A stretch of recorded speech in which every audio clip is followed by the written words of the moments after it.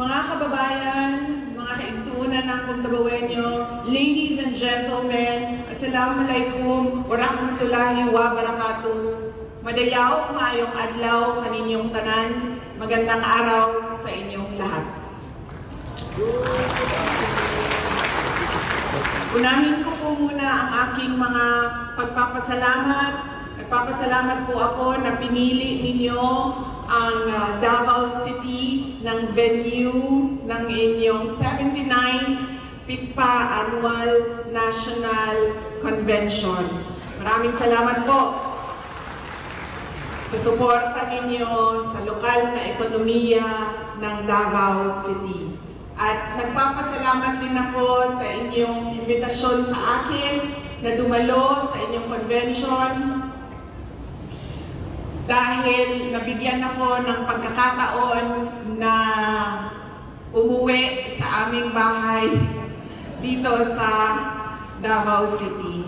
Na-miss daw ako ng aking unan, sabi niya sa akin kagabi. At ang pagsunod na pagpapasalamat ay mula pa rin po sa akin. Nagpapasalamat po ako sa patuloy ninyo na suporta sa mga programa at proyekto ng Office of the Vice President. At ang susunod na pagpapasalamat ay mula po sa aming pamilya, ang pamilya Duterte. Napakalaki po ng utang na loob namin sa inyong lahat, mga kababayan namin, sa pagkakataon na ibinibigay ninyo sa amin na makapagsilbi sa ating pamahalaan. Maraming salamat po sa inyo.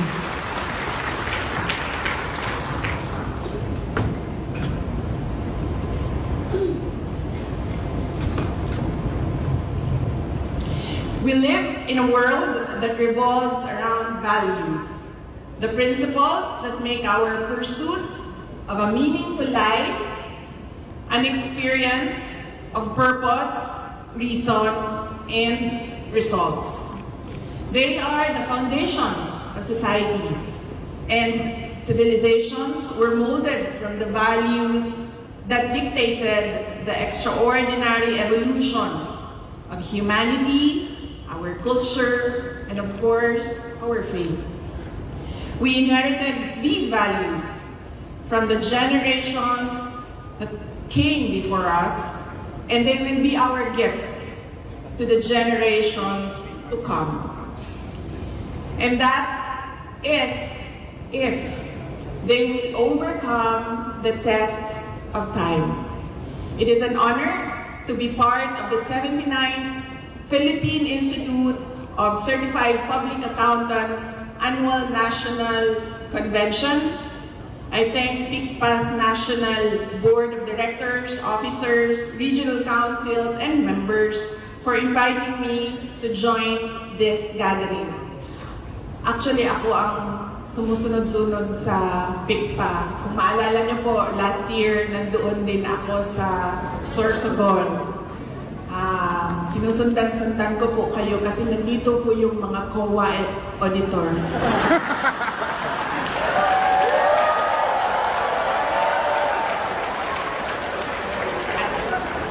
Pasensya na po sa mga hindi tiga-COA, pero nakalak na po lahat ng mga pintuan.